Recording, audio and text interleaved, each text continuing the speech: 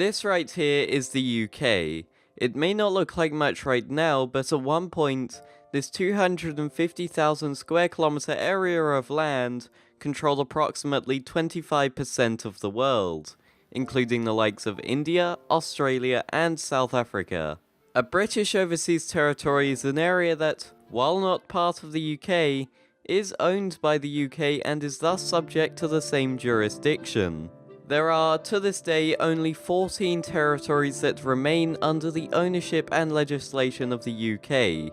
Most of these places come with their own unique quirks that make them interesting, and we are going to go over them one by one.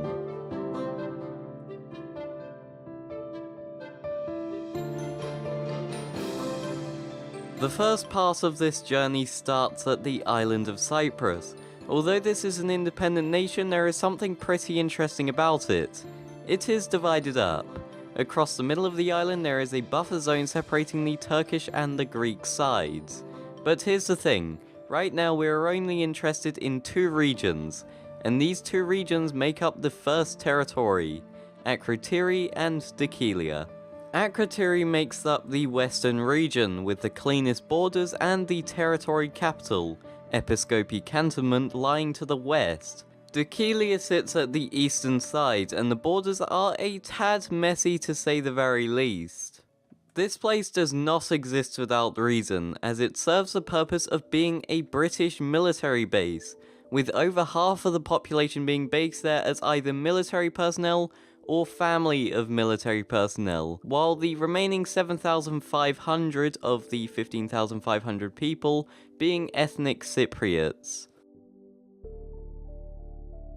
Next, we take a jump about 9,300 kilometers to the Caribbean, where we will find our next place on this list, that being Anguilla, a small island territory of about 15,000 people, located not far north of St. Kitts and Nevis and just east of both the British and US Virgin Islands. The capital, named the Valley, sits almost directly in the centre of the island. Generally speaking, the region is a tourist hotspot, taking full advantage of its physical geography of being located in the Caribbean, with the typical scenery you would associate with a Caribbean island. The most significant recent event that occurred here is the passing of Hurricane Irma, which also later desecrated Puerto Rico and Florida. The largest export of this island, and subsequently the largest portion of the income, is from the sale of alcoholic beverages, comprising 21% of the economy.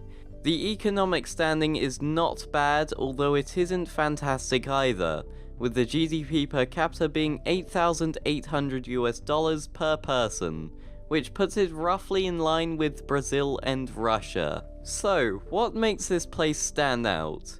Not much really. The region typically remains obscure and not really talked about, and nothing really major has happened to set this place apart. To sum it up, it is an island in the Caribbean with pretty much what you would expect from a Caribbean island, which in turn makes it a considerable tourist destination if you plan to take a holiday. Heading further north, we come across Bermuda, and yes, I do mean that Bermuda, located approximately 1,400 kilometers east of South Carolina. Whether you believe the conspiracies behind it is totally up to you, however, let me just explain the general premise of the conspiracies. The Bermuda Triangle is a very loosely defined region in the North Atlantic Ocean that straddles Miami, the US territory of Puerto Rico, and of course the aforementioned Bermuda. Within this region, there have been claims of planes and ships disappearing with no explanation of where they went. People have attempted to formulate numerous explanations as to why this is happening, but to no avail. If you are interested, there are plentiful videos elsewhere explaining it more in depth. But if we look beyond the Bermuda Triangle stories, what is so special about it? Well, it is the most populated British overseas territory at 65,000 people population, which is closely followed by the Cayman Islands. The economy in proportion to the population is extremely good, with the GDP per capita being most recently published at $85,000 per person in 2013. This peaked at 93,000 in 2008. Inherently, with statistics like that, accommodation and general living costs are extremely high, with a simple apartment costing $5,000 just to rent. Otherwise, if you can afford to pay these expenses, this place is pretty much a paradise. The British Antarctic territory is by far the largest and least populated out of all of them, which effectively takes a piece of slice-like shape from Antarctica. The chunk claims includes the Antarctic Peninsula, which is based directly south of Argentina.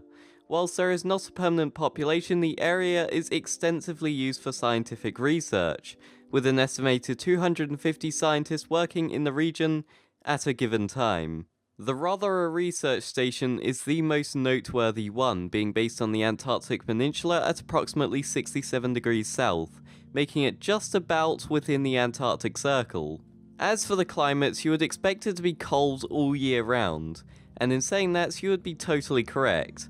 The coldest month at the Rothera research station is July, averaging at negative 11.6 degrees Celsius, and the warmest month is January, at barely above freezing or 0.8 degrees Celsius. As previously mentioned, this is by far the largest piece of territory, making up approximately 1.7 million square kilometers, or between the sizes of Libya and Iran, which are respectively 16th and 17th place. The Indian Ocean territory is probably one of the more obscure ones, as this one is pretty much exclusively military and it comes with a tad bit of controversy. The territory consists of the Caicos archipelago, with quite a large portion of the land being atolls not rising far above sea level. Altogether, land only makes up 0.11% of the area, or just over 60 square kilometers. The reason this territory is slightly controversial is due to the forced depopulation of the island natives in 1966. The various islands were leased to the UK, and the natives were located to nearby island nations such as Mauritius and the Seychelles.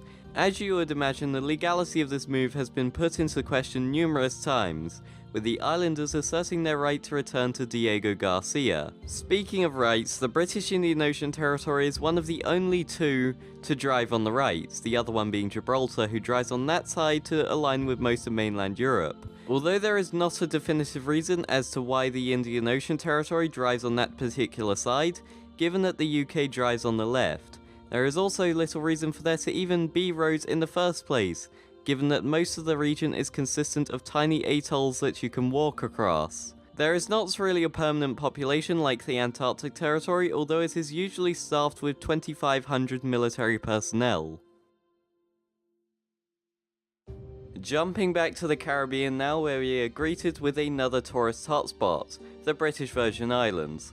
This place comprises of over 60 islands, the largest one being Tortola, which houses the capital of Road Town. Collectively, the population is at around 28,000, which is decently large for a territory. Obviously, being based just 18 degrees north from the equator has a major perk, subjectively of course. The climate is always warm, with yearly average temperatures barely varying between months. The coldest is January, with an average of 26 degrees C, and an average low of 20. On the flip side, the hottest month is July or August, with the average highs of 31 and average lows of 23. Seems like yet another tropical paradise, yet the owner suffers from the complete opposite. Yes, I'm looking at you, Britain. By Caribbean standards, the islands are very strong in terms of being able to maintain low crime rates and keeping their economy strong. However, the distribution of said wealth is fairly uneven. A huge contributor to the thriving economy of the Caribbean islands in general is the tourism. The Virgin Islands are no different to this, with 45% of the income being generated from this. As the name would suggest, Richard Branson has had some part to play in the territory. Although it isn't anything too special, he just lays claim over two islands, Mosquito and Necker Island, both located just north of the island of Virgin Gorda. If you haven't gotten the hint yet, the UK really liked sticking flags down in the Caribbean. The next one is absolutely no exception to that trend. The Cayman Islands is located between Cuba and Honduras, although it leans much closer to Cuba. There are 3 islands, Grand Cayman, which is the fatter island, and the 2 small islands to the east, Little Cayman and Cayman Brac. The vast majority of the population obviously live on the Grand Cayman, which unsurprisingly hosts the capital of Georgetown, which is the same name as the capital of Guyana, which was formerly under the British rule. I never knew my own country was so trash at naming things. As previously mentioned, this is the second most populated British territory by only a small margin. Approximately 60,000 people live here. Tourists usually come here due to the fact that it has a fantastic region for scuba diving, which includes the novelty of swimming with stingrays, especially in the aptly named Stingray City. One thing that really sets the Cayman Islands from the rest of the Caribbean is the fact that it has an extremely large banking centre, which ranks 5th in the world, which for a population barely larger than a town, that's a pretty large achievement.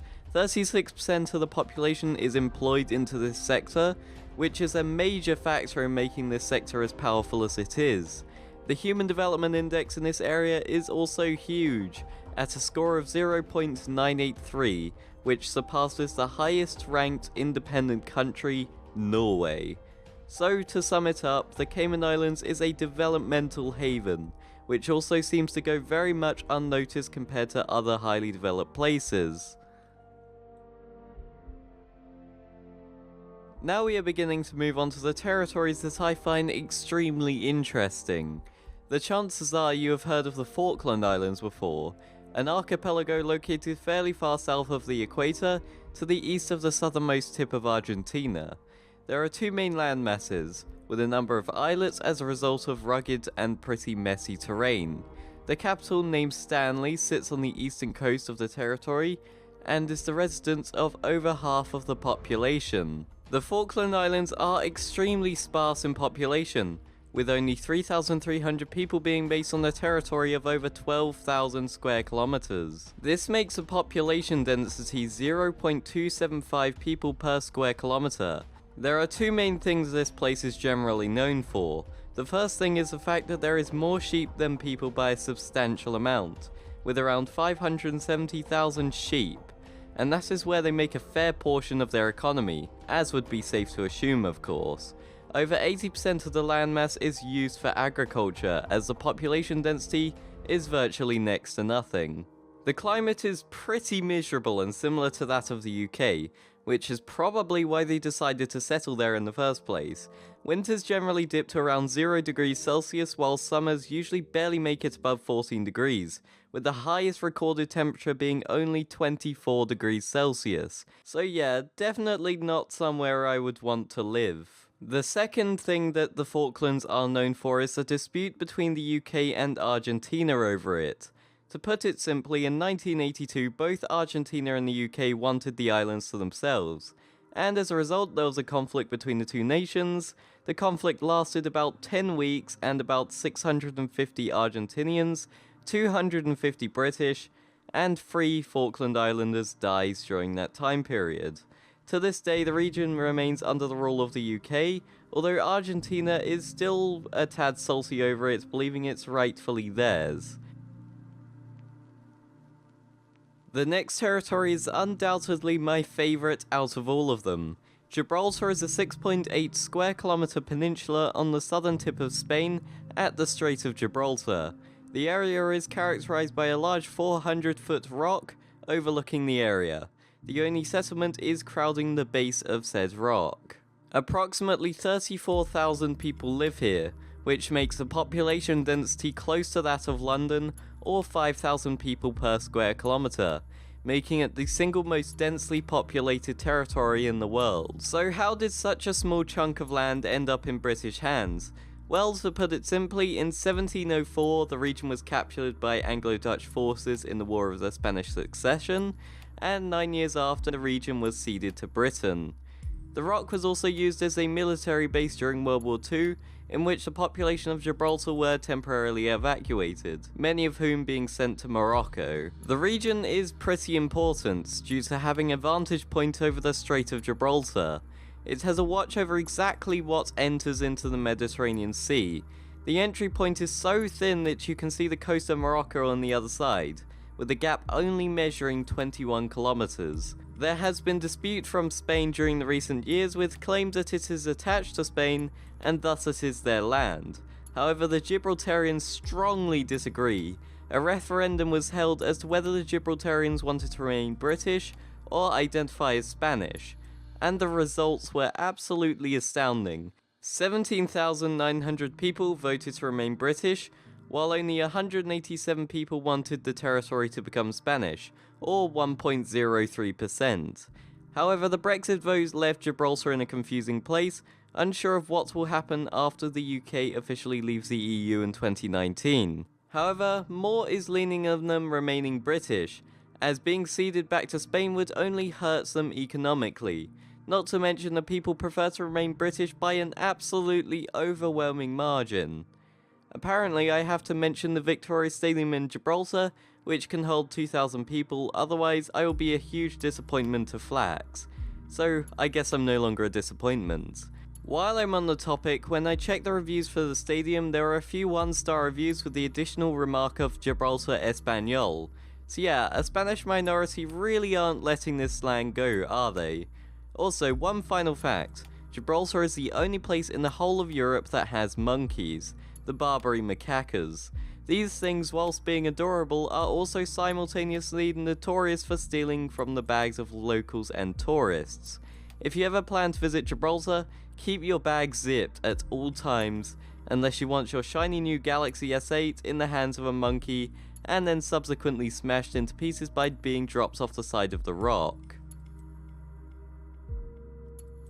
Once again, the journey heads back to the Caribbean to a very small island known as Montserrat, located right between St. Kitts and Nevis and the French territory of Guadeloupe. The island is characterized by an active volcano in the south, and the old capital of Plymouth also sits at the southwest. The population is currently just under 5,000, but it was much higher beforehand, at around 12,000. The eruption of the Soufriere Hills volcano in 1995 caused a mass evacuation, mostly to the UK. The aforementioned previous capital of Montserrat was directly in the destructive path of the volcano's eruption, and as a result the entire town was submerged in volcanic ash, of which 19 people died from. The current de facto capital is at the town of Braids in the northwest, as it took this title in 1997 after Plymouth was completely abandoned.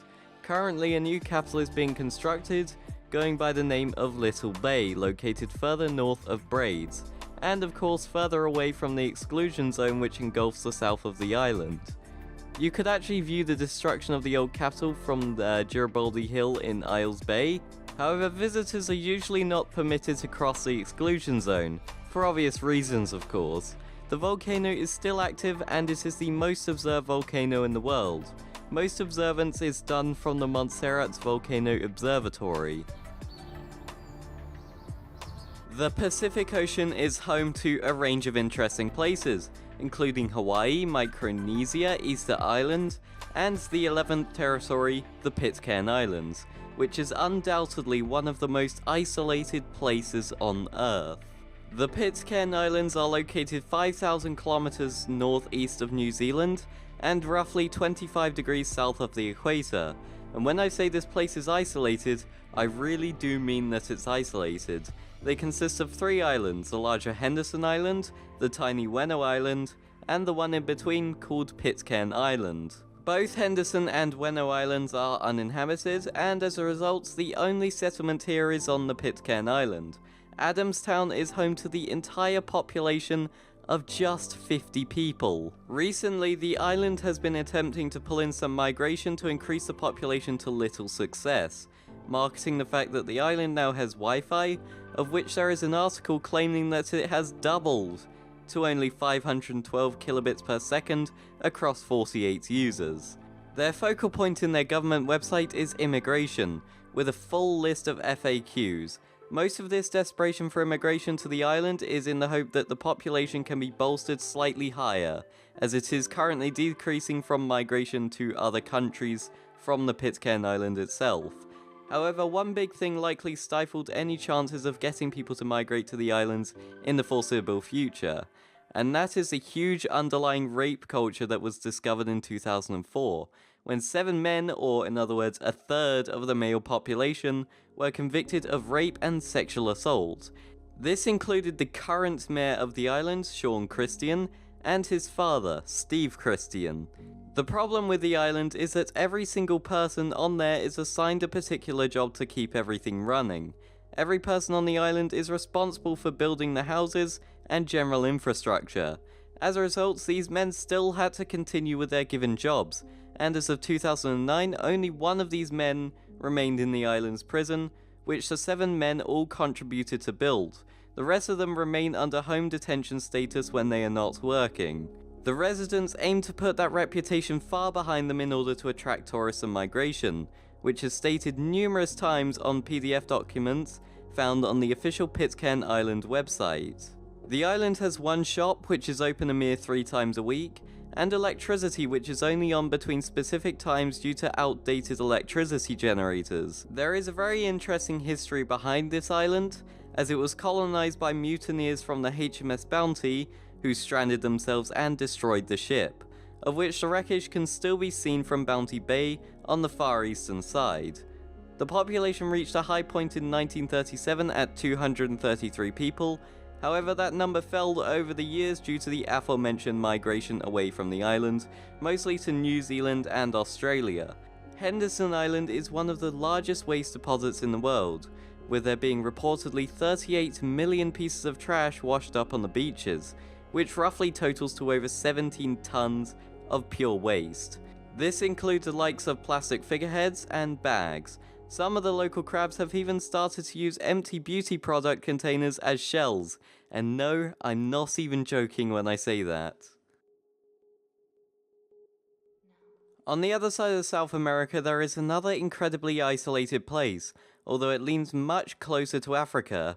St. Helena, Ascension and Tristan da Cunha is not only a mouthful to say, but it is also a territory 1900 kilometers west of Anguilla. There are 3 separate regions to this territory. St. Helena is the middle island and the closest one to the African mainland, and not only is it the most populated, but it has by far the most residents of the territory being based here, and it is thus regarded as the main island.